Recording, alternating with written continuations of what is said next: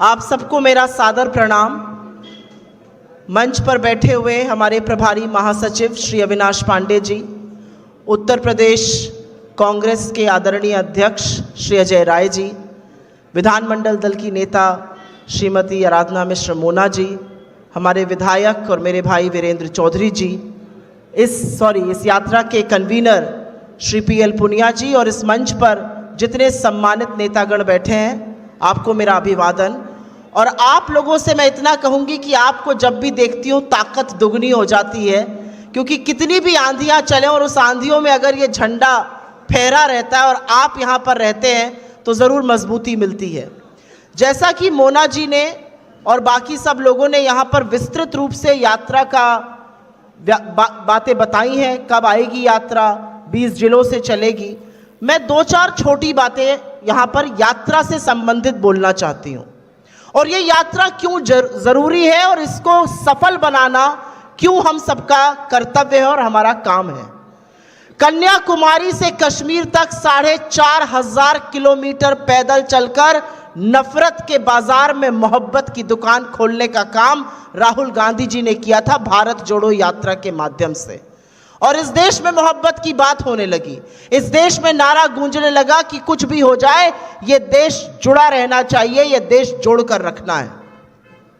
और उसके बाद जबरदस्त डिमांड थी, पुकार थी कि एक यात्रा पूर्व से पश्चिम की ओर की जाए और ये यात्रा पूरब में कहीं भी शुरू हो सकती थी, लेकिन ये यात्रा मणिपुर से ही शुरू हुई और ये मुंबई में समाप्त होगी। ये मणिपुर से इसलिए शुरू हुई यात्रा क्योंकि मणिपुर 8 महीने से जल रहा है। 8,000 के 2 जहाज हैं हमारे प्रधानमंत्री के पास, लेकिन मणिपुर के लिए 8 मिनट नहीं है। और ये कांग्रेस की प्रतिबद्धता थी कि मणिपुर के लोगों के साथ खड़े होकर हम अपनी यात्रा वहां से शुरू करेंगे और मुंबई में समाप्त करेंगे। इसको चाहते तो भारत जोड़ो यात्रा कह सकते थे, लेकिन 10 साल से इस देश ने अन्याय का दंश सहा है। बेरोजगारी का अन्याय, महंगाई का अन्याय, महिला अपराध का अन्याय, आर्थिक असमानता का अन्याय, शोषित वंचित दलितों के खिलाफ अन्याय। इस अन्याय को 10 साल हो गए और तब राहुल जी को लगा कि न्याय होना चाहिए और इसलिए यह यात्रा भारत जोड़ो न्याय यात्रा है और इसकी एक ही लाइन है, न्याय का हक मिलने तक। इस यात्रा को जो अधिकांश मीडिया है, और मैं खुद एक ज़माने में मीडिया में काम करती थी इसलिए थोड़ा तल्ख बोलती हूँ मीडिया के खिलाफ, जो अधिकांश मीडिया है वो मोदी जी के चरण वंदन में बड़ा मस्त है, तो उसके पास वक्त नहीं है इस यात्रा को दिखाने का, ना वो दिखाना चाहता है कि किस तरह का जन सैलाब राहुल गांधी जी के साथ जुड़ रहा है। इसलिए हमारी और आपकी सबकी जिम्मेदारी बढ़ जाती है कि ये यात्रा जनमानस तक पहुंचे और इसीलिए मेरी हाथ जोड़ के करबद्ध आप लोगों से विनम्र निवेदन है कि इस यात्रा के बारे में अपने फेसबुक पर, अन्य सोशल मीडिया प्लेटफॉर्म पर, अपने व्हाट्सएप पर जरूर बात कीजिए। आपके पास इस यात्रा से संबंधित जो भी वीडियो या ग्राफिक या जो जानकारी आती है, आज ही से एटलीस्ट 5 ग्रुप में या 5 लोगों को भेजने का काम करिए, क्योंकि मीडिया इस यात्रा को दिखाएगा नहीं। पर मेरी बात मानिए, मैं यात्रा में अभी होकर आई हूं, अथाह जनसमूह, अपार जन सैलाब इस यात्रा से जुड़ रहा है क्योंकि लोग न्याय चाहते हैं और राहुल गांधी जी ने इस न्याय की 5 बड़े स्तंभ की बात करी है, युवा न्याय, नारी न्याय, किसान न्याय, श्रमिक न्याय और भागीदारी न्याय। और ये ज़बानी जमा खर्च नहीं है, ये जुमले नहीं है, ये हम करके दिखाएंगे और इसीलिए इस यात्रा के माध्यम से न्याय और परिवर्तन की गुहार लगा रहे हैं। ये न्याय की ललकार है।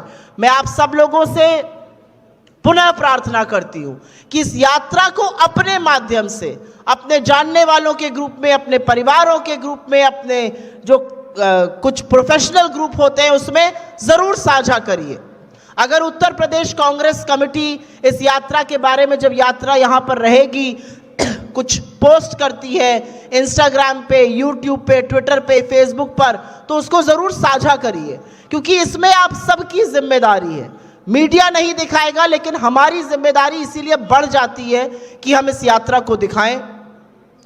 एक बात बस अंत में कहूंगी कि इस देश की राजनीति में बहुत बड़ी लकीर खींचने का काम भारत जोड़ो यात्रा ने किया था।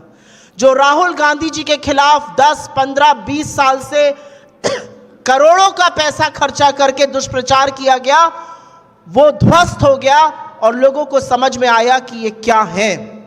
लोगों को समझ में आया कि राहुल गांधी वो व्यक्ति है जो न्याय के लिए, नैतिकता के लिए, सच के लिए साहस से लड़ेगा और हुक्मरानों की आंख में आंख डालकर सवाल पूछेगा।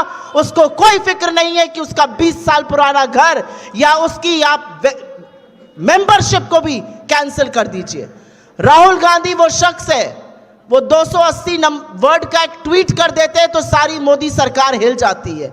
और जिस किसी को लगता है कि कांग्रेस कमजोर है, वो प्रधानमंत्री का लोकसभा का भाषण कल का सुन ले। 110 मिनट बोलने वाला प्रधानमंत्री 78 मिनट कांग्रेस पर ऐसे ही नहीं बोलता है।